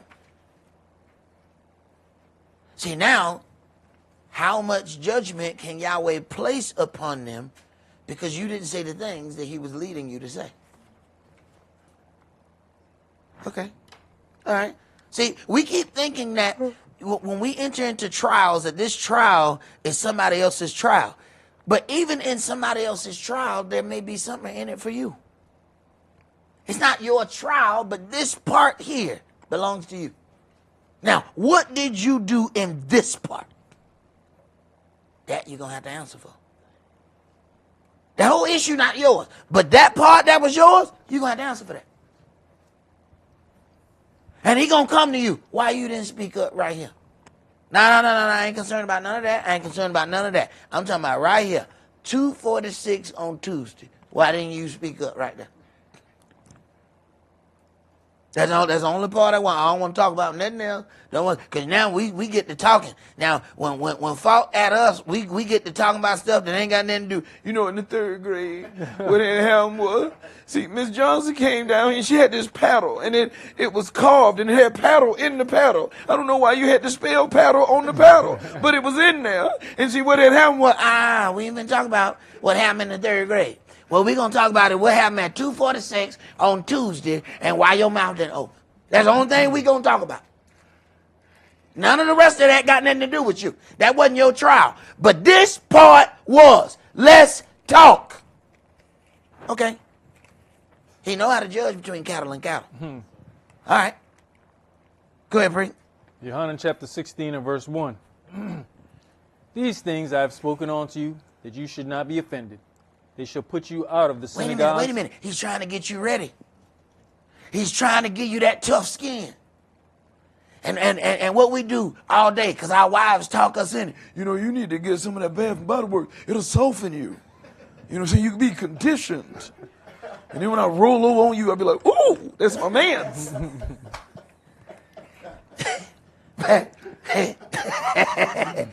But your God trying to toughen you up. Your woman trying to soften you up. Now, part of the woman, part is right. There's part of you that is supposed to be softened up. You got to make sure that's the right part. Okay, go ahead. They shall put you out of the synagogues. Yea, the time comes that whosoever kills you will think that he does Elohim service. They actually believe that they are right. Go ahead. And these things will they do unto you, because they have not known the Father nor me. Right. You got a lot of people pretending to walk. And Yahweh will give them a ransom. How much you willing to trade in your salvation for? Go ahead and give it to him. He said, no, go on and give it to him. But when it's somebody who really walking, you can't give them nothing for their salvation. You ain't got enough. Go ahead. Elder, you'll have people who will bask and they say, see, the scriptures say they'll put you out the synagogues. But are you examining the deed of why you were put out the synagogue? Man, some people weren't put out, they put themselves out. That too. See? No, some people not only walk away, they'll have an issue with one person, say, you know what, I'm going to block everybody. Why? Because they don't want nobody to reprove them. Because somebody going to say, wait a minute, man, I just listened to this situation, bro, and according to the scripture, you're wrong. I don't want to hear that. Right. Okay. Go ahead. And these things will they do unto you, because they have not known the Father. They have not known. Go ahead. But these things have I told you, that when the time shall come, you may remember that I told you of them. So that when it happened unto you, you are not dismayed. Get ready for the attack. See, the things been happening to me for decades now. It don't bother me as much as it bothered me when I began to go. I remember asking my elder, how you deal with all this betrayal? See, that was the green me. That was, I wasn't experiencing, I couldn't understand why the poor man was like, Yahweh helping me so stupid. He don't know he next. Poor fella. Well, I look out to other individuals and I just, y'all don't know. Your turn coming. Get ready. Go ahead. There's so many things that we've gone over in Scripture that I look through the years that we've actually been brought through those things. But I think when we're going through it, we don't see that these are things that the past prophets and our brothers have gone through. But the thing about it is what it says, if you baptize in the name of Yahshua, you're going to suffer the same suffering he suffered. We just might look at him, but you got to understand that all the prophets were his prophets. So you're going to suffer what they suffered through because they are of him. Right. But these are the things that make you better. We claim we want to be better. But then when better comes, we end up bitter. Okay, go ahead. And these things I said unto you at the beginning, because I was with you. But now I go my way to him that sent me, and none of you ask me, whither goeth you? But because I have said these things unto you, sorrow has filled your heart.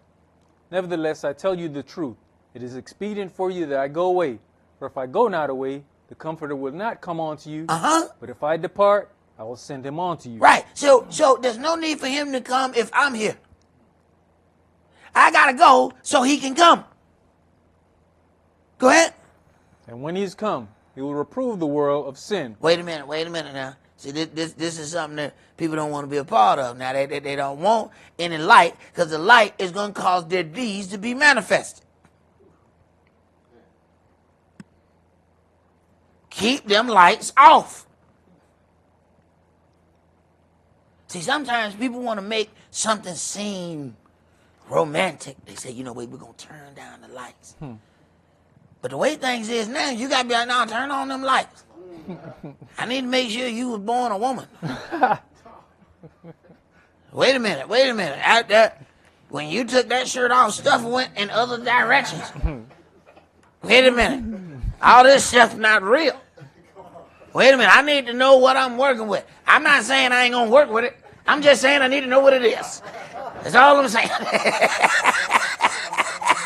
I just need to know what it is. I know what it is. Turn these lights back on. I need to see what the hell going on in here. Okay. All right. I'm sorry, that was too real for you. Keep reading, bro. Stick to the script. Stick to what goes. Stay what's on the paper. And of righteousness, and of judgment, of sin, because they believe not on me. Of righteousness, because I go to my Father, and you see me no more. Of judgment, because the prince of this world is judged. I have yet many things to say unto you, but you cannot bear them now. Howbeit, when he, the Spirit of truth, is come, he will guide you into all truth. For he shall not speak of himself, but whatsoever he shall hear, that shall he speak, and he will show you things to come. No, wait. So whatever he hear, he gonna speak. Folk want to tell you stuff and say, don't say it. Wait a minute. Wait. So you want me to hear it, but you don't want me to speak it. That sounds like the opposite of what I'm reading. Why are you telling me then if you don't want me to say it? Go ahead, bro. You finish that? He shall glorify me, for he shall receive of mine, and shall show it unto you. All things that the Father has are mine. Therefore said I, that he shall take of mine, and shall show it unto you. A little while, and you shall not see me. And again, a little while, and you shall see me, because I go to the Father. All right, let's go to Matthew chapter 7.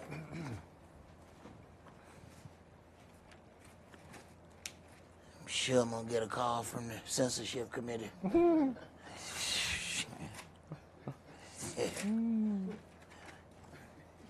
I'll be in my own office after this. Hey?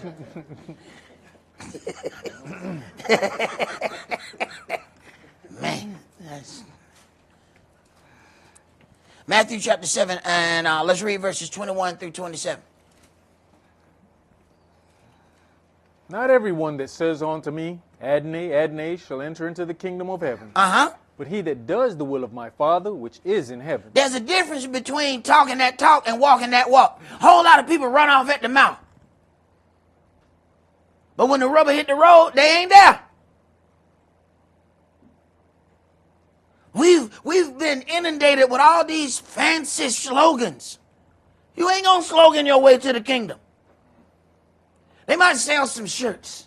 And we all about merchandise, and we want to sell the shirts. They ain't gonna get you in the kingdom, though. Y'all sure ain't gonna say, you know what, you was a horrible individual, but that damn thing you put on that hoodie, you know what, come on in there, boy. Come on into the kingdom. That hoodie, man, look, me and Moses got one. Nah, that ain't getting you in. Go ahead, Bree. Many will say to me in that day, Adonai, Adonai, have we not prophesied in your name? And in your name have cast out devils. They swear they've done these works in his name. Keep going. And in your name done many wonderful works. And then will I profess unto them, I never knew you. I never knew you. Not we were cool at some time. And then we fell apart. No. He says, I never knew you. Okay. Go ahead. Depart from me, you that work lawlessness. You that work lawlessness. Wait a minute. He says, if you work in lawlessness, you don't know me. Wait a minute. No. I never knew you. Okay, keep reading. Therefore, whosoever hears these sayings of mine and does them, I will liken him unto a wise man, which built his house upon a rock. Do you understand that the sayings of Yahshua's, if it comes out of somebody else's mouth? Interesting. Go ahead. And the rain descended, and the floods came, and the winds blew, and beat upon that house, and it fell not, for it was founded upon a rock. And every one that hears these sayings of mine, and does them not, shall be likened unto a foolish man, which built his house upon the sand. Now, will you recognize that the saying is his if it comes out of somebody else's mouth? He says, my sheep hear my voice. Do you expect to hear the actual voice of Yahshua coming out of heaven? Go ahead. And the rain descended, and the floods came, and the winds blew, and beat upon that house, and it fell. And great was the fall of it. And great was the fall of it. This means that we have to spend enough time with the word so we recognize the voice of the Father no matter whose mouth is speaking it. Let's go to Matthew chapter 20.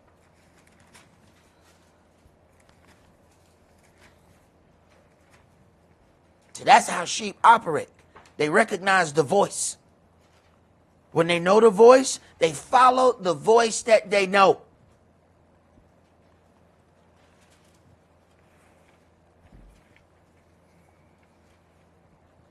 Matthew 20 and start at verse 1. For the kingdom of heaven is like unto a man that is an householder, which went out early in the morning to hire laborers into his vineyard. And when he had agreed with the laborers for a penny a day, he sent them into his vineyard. And he went out about the third hour, and saw others standing idle in the marketplace, and said unto them, Go you also into the vineyard, and whatsoever is right I will give you. And they went their way. Again he went out about the 6th and 9th hour, and did likewise. And about the 11th hour he went out, and found others standing idle, and says unto them, Why stand you here all the day idle? They say unto him, Because no man has hired us. He says unto them, Go you also into the vineyard, and whatsoever is right, that shall you receive. So when even was come, the master of the vineyard said unto his steward, Call the laborers, and give them their hire, beginning from the last unto the first. Now, he could clearly not cause a problem if he paid them according to when they worked, because they would have most likely left after they got their payment. But he's paying the last first. Go ahead. You know, also the first ones was the only ones he negotiated the price with. Exactly. They have entered into a contract. Go ahead. And when they came that were hired about the 11th hour, they received every man a penny. But when the first came, they supposed that they should have received more. Now, they have supposed. They have renegotiated in their own hearts and minds. You need to understand there are individuals in your midst that have renegotiated your friendship based on what they've seen you do with somebody else. They suppose that they should do more. Wait a minute, you spent all that time over there at that church? Surely you're going to come and do this thing that I need you to do over here. Surely. Wait a minute. Did I tell you I was going to do that? Did I tell you I was going to do it? Well, I looked at how you dealing with some other people, and I've renegotiated what I think you ought to do with me. Okay. Keep reading. And they likewise received every man a penny. Uh-huh. And when they had received it, they murmured against the good man of the house. All right, now they have a problem. Nothing has been done wrong to them. They have renegotiated in their own hearts and their minds, and now they hold this individual guilty of something that they have renegotiated in their own mind. They have not renegotiated with him. Okay? They already entered into an agreement with him. This renegotiation is in their own heart. Now he's being held accountable for what's inside of them. Go ahead. Saying, These last have worked but 1 hour, and you have made them equal unto us, which have borne the burden and the heat of the day. But he answered one of them and said, Friend, I do you no wrong. Uh-huh. Did not you agree with me for a penny? Did not we enter into a covenant? Go ahead. Take that is yours, and go your way. I will give on to this last, even as on to you. Is it not lawful for me to do what I will with mine own? Wait a minute. Sometimes you got to go and tell Jake, hey, who name on that piece of paper? This right here, the D. Who's it there? It did mine. Is it not lawful for me to do what I will with mine own? Have I done you any harm? Did not I give you what I agreed to give you? Jake be on a different level. This man, if you took the household to the court gonna say, did he give you the penny? Well, then he gave you what y'all agreed upon. But Yana, he paid those other people a penny too. So let me get this right. We in court because he paid other people the same, not because he didn't pay you. Right. You can't hold a man accountable for being good to somebody else. Therefore, he need to be more good to you. Okay. Read, Bree. Hey, this is why corporate America say you can't discuss pay. Exactly. Exactly. Go ahead. Is your eye evil because I'm good? Is your eye evil? Now my goodness has been turned into evil to you? Go ahead. So the last shall be first, and the first last. All right. For many be called, but few chosen. There's a difference from being called and being chosen. Let's go to Romans chapter 14. See, a lot of people receive a call and they think that means that they chosen. No. You just got called. That ain't the same thing as being chosen. See, that's why people walk all and run off at the mouth all boldly, because they think because they got called, they think they were chosen. Everybody went to the audition, but everybody ain't gonna get the job. You think because you got called. How is it that we don't understand that? You know how many people went to that interview? Everybody that went to the interview didn't get the job. We go to the interview and we just automatically, see, that's arrogance right there. I mean, I went to the interview. I mean, I let them see the greatness that I call Tyrone. So surely I'm gonna be working there by Monday. What? Oh, okay. Right. Okay. Romans chapter 14, let's start with verses 1 through 4. Him that is weak in faith receive you, but not to doubtful disputations. So be careful how you receive somebody just because they're weak. Keep going. For one believes that he may eat all things, another who is weak eats herbs. Let not him that eats despise him that eats not, and let not him which eats not judge him that eats, for Elohim has received him. Who are you that judges another man's servant? To his own master he stands or falls. Yes, he shall be holden up, for Elohim is able to make him stand. Right. But you have to be careful. Sometimes your light is the thing that is judging another individual, and you don't even know it. You have absolutely no clue whatsoever. Jump to verse 13. Let us not therefore judge one another any more, but judge this rather, that no man put a stumbling block or an occasion to fall in his brother's way. I know, and am persuaded by the Adonai Yahshua, that there is nothing unclean of itself, but to him that esteems anything to be unclean, to him it is unclean. But if your brother be grieved with your meat, now walketh you not charitably. Destroy not him with your meat, for whom the Mashiach died. Now, what if your brother hadn't told you what offends him? You know you are accidentally offending this individual. And some people can't openly say what they are weak to because they are too afraid of exposing themselves. But what happens is they never get help for that weakness. that weakness stays there because they're too afraid to admit they have it.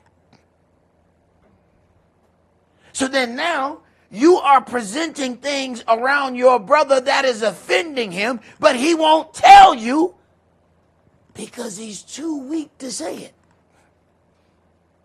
But yet he's getting weaker in your presence. Interesting equation. Go ahead. Let not then your good be evil spoken of. For the kingdom of Elohim is not meat and drink, but righteousness and peace and joy in the Holy Spirit. For he that in these things serves the Mashiach is acceptable to Elohim and approved of men. Let us therefore follow after the things which make for peace and things wherewith one may edify another. For meat destroyeth not the work of Elohim. All things indeed are pure, but it is evil for that man who eats with offense. It is good neither to eat flesh, nor to drink wine, nor anything whereby your brother stumbles, or is offended, or is made weak. Have you faith? Have it to yourself before Elohim. Happy is he that condemneth not himself in that thing which he allows. And he that doubteth is damned if he eat, because he eats not of faith, for whatsoever is not of faith is sin. Now, verse 21, it is good neither to eat flesh, nor to drink wine, nor anything whereby your brother stumbles, or is offended, or is made weak. What if this is some regular stuff that you do? What if you going to work every day offends your brother because they can't keep working? What if you actually, going home and telling the truth about where you been offends your brother because they got to lie every time they go home? Now you're going to have to make a decision. Am I going to change everything about me to make this individual feel comfortable? Now, someone who has gotten accustomed to darkness is absolutely offended by your light. When you enter into a dark room with a bright light, that bright light causes a spotlight to be placed upon them and what they are not able to accomplish. This inability then makes them angry with you. When your brother is made weak by your light but doesn't reveal it to you, you are casting judgment upon him without knowing it. And your brother, feeling insecure about his weakness, never tells you that your walk is offending him because he can't do whatever it is. There is a reason he can't tell you. You might be able to dim your light temporarily, but you can't turn your light off to make someone else comfortable. You then are casting Yahweh's blessings to the ground. Let's go to Matthew chapter 26.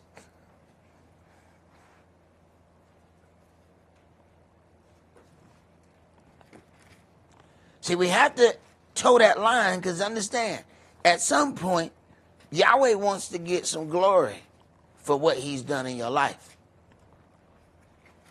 But somebody else is bothered by what he's done in your life. Now, we are presented with a strange equation. How do we go far enough to try to make peace between our brothers, but not go far enough to anger our Elohim that we are not allowing him to get glory for what he's done?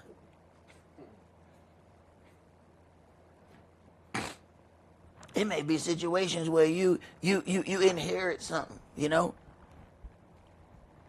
but now you're scared to have your inheritance around your friends who can't pay their bills, because now they're going to have a problem with you. Look at all those diamonds.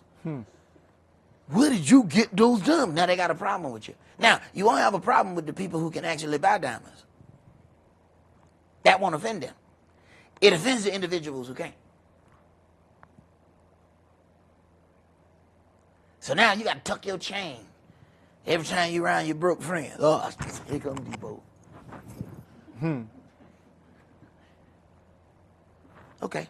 Matthew 26. Let's read verses 30 through 35. And when they had sung an hymn, they went out into the Mount of Olives.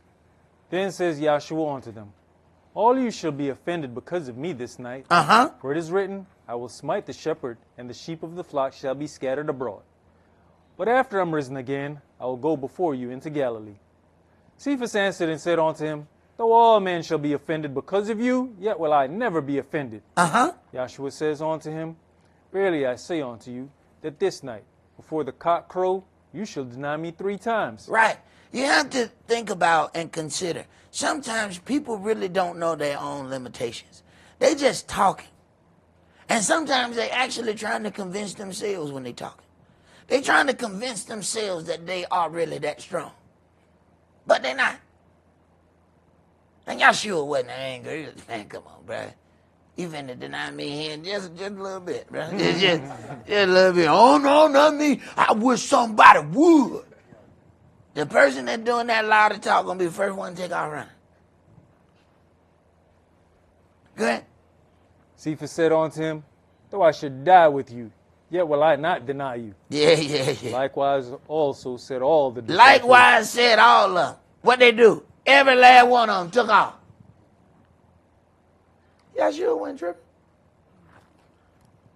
He like, I already know y'all gonna do it. He wasn't tripping. But see, it wasn't necessary that you stay and die with Yahshua. He said, no. This is my plight. I'm the only one that's supposed to die here. You ain't got to prove your love for me by crashing out and dying too. I don't need you to die. I need you to go to work. This is my job, not yours. And you don't prove your love by crashing out. Prove your love by crashing in. Okay. Let us hear the conclusion of this matter. Let's go to 2 Corinthians chapter 6. Be you not unequally yoked together with unbelievers. Right. So when they leave and separate you from their company, you have actually grown and you don't know it. Go ahead. For what fellowship has righteousness with unrighteousness? And what communion has light with darkness? Light and darkness cannot occupy the same space at the same time. So darkness has to convince you to turn down your light so it can remain. Or redirect your light. All right, I tell you what. If you aim your light that way, I can still stay in the room. Oh. Okay. Go ahead. And what concord has the Mashiach with Belial? For what part has he that believes with an infidel? What part? But we'll jump in and out of that like it ain't nothing. Because we like the accomplishments of the infidels. So we flirt with that too. Go ahead, brother. And what agreement has the temple of Elohim with idols? For you are the temple of the living El. As Elohim has said, I will dwell in them and walk in them, and I'll be their El, and they shall be my people.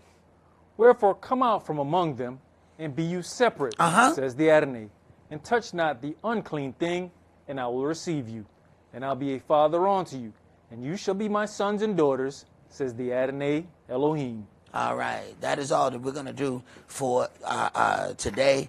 I pray that we will learn to operate with the light that he has given unto us and understand that there are some times that we're going to have to step down that light temporarily because of the situation that we are in. But understand, we can never allow our lamp to be put out. That's all that we're going to do for today. Remember the Sabbath to keep it holy. Shabbat shalom. Shabbat shalom.